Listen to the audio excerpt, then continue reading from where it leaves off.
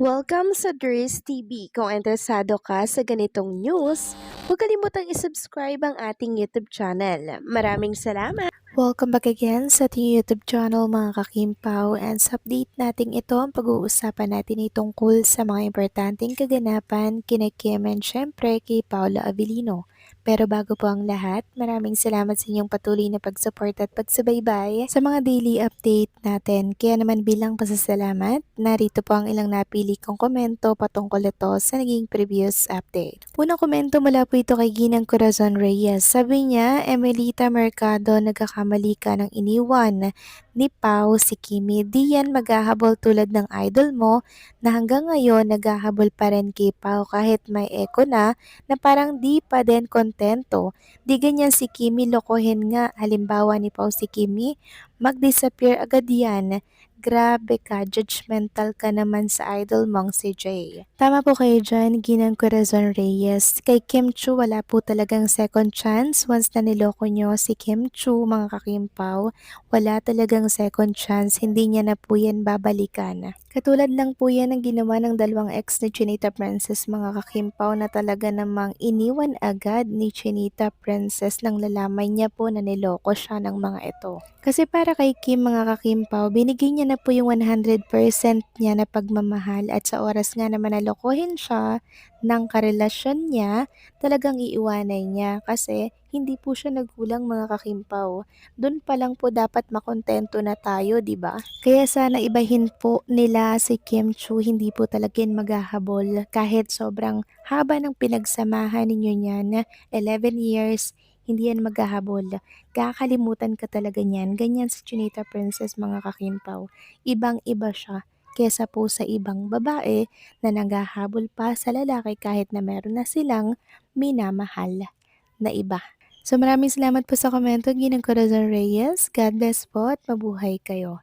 Next comment naman mula po kay Ginang Norma Dayag. Sabi niya, There's TV, good evening. There's very sorry for giving negative feedback to Paulo.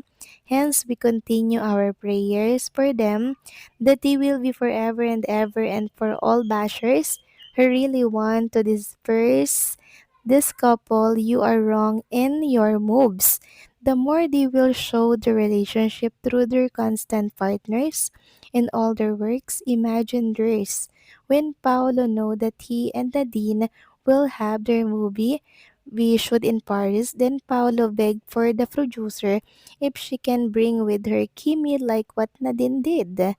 The producer said yes, but with her own expense, so Kimi followed Paolo after all her works in showtime and endorsement.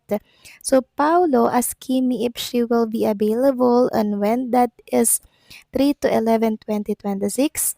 Si EJ alibay lang niya na may training si Kimi for her movie. But actually, si Sir EJ know the history between them. God bless us elders. Magugulat na lang tayo sa announcement nilang dalawa. Nakasal na silang dalawa. Kaya right time lang antayin natin kasi marami pang naka-line up na project for them. Maraming salamat po sa komento, Ginang Norma Dayag. Yes, tama kayo dyan. Parang naging alibay lang po ni Sir EJ na eto pong si Kim Cho ay merong training pero pupunta lang talaga kay Paulo para po sumuporta sa project nito with Nadine Lustre. Biruin yun, mga kakimpaw, 3 weeks na daw po si Chinita Princess dito po sa Paris, France.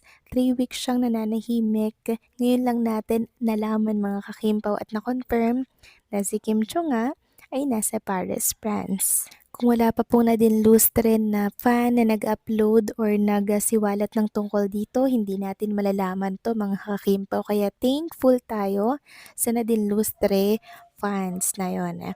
So maraming salamat sa komento, Ginang Norma Daya. God bless po sa inyo and mabuhay kayo. So ito na nga, pag-usapan na natin, mga kakimpaw, mga topic po na nakalap natin sa gabi ito, at unahin na nga nating pag-usapan ng tungkol pa din dito kay Kim and Paolo dito po sa Paris, France, na kung saan ay nakarating na po ito sa Abante write-up. Sabi nga dito, Kim Chu na ispatan ng Nadine Lustre pan sa Paris.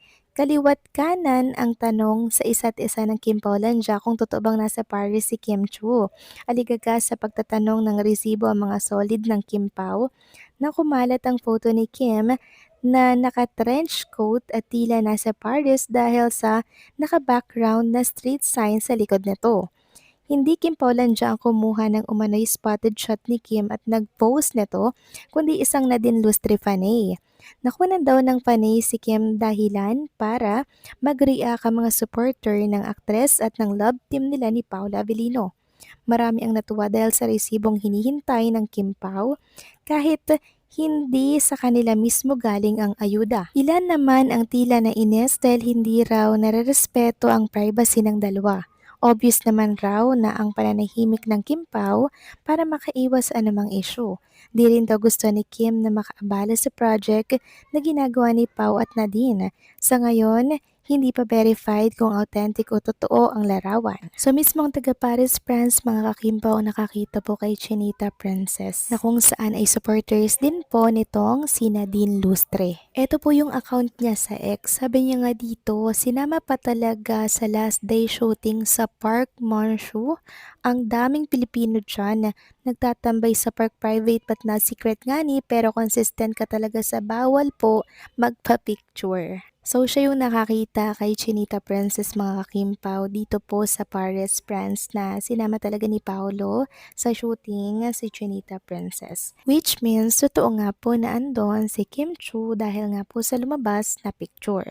Samantalang next topic naman, pag-usapan naman natin ang tungkol dito sa another post ng isang Kim Pao fan na kung saan ayon nga po dito na panag-inipan niya daw po na nag-propose nga itong si Paolo kay Chinita Princess sa Paris with matching pa fireworks pa daw po sa harap ng Eiffel Tower tapos may Will You Marry Me pa daw. Sabi dito, Color K, mukhang magkakatotoo yung mga napanaginipan ko nung may sakit ako regarding Kim Pao. Nag-propose pa nga daw si Pao kay Kim sa Paris with matching pa fireworks sa harap ng Eiffel Tower, Will You Marry Me? Then sabi niya, tapos nag-yes daw si Kim. Then nandoon daw Mama Jet at Ate Hides, naka-video chat ng family ng Kim Pao habang nagvi-video din sila para sa proposal ni Pao. Then nagpakasal sila sa Europe din pag-uwi sa Pinas sa Cebu naman charge. December pa nga last year, malinaw na malinaw sa dreams ko yung proposal at wedding ng Kim Pao. Tapos this 2026, pagkatapos ng world tour daw, magiging busy sila para sa church wedding nila sa Cebu daw gagawin. Never ko tong na-share kasi so hindi natin na-screenshot yung kasunod niya na panaginip mga kakimpaw, no?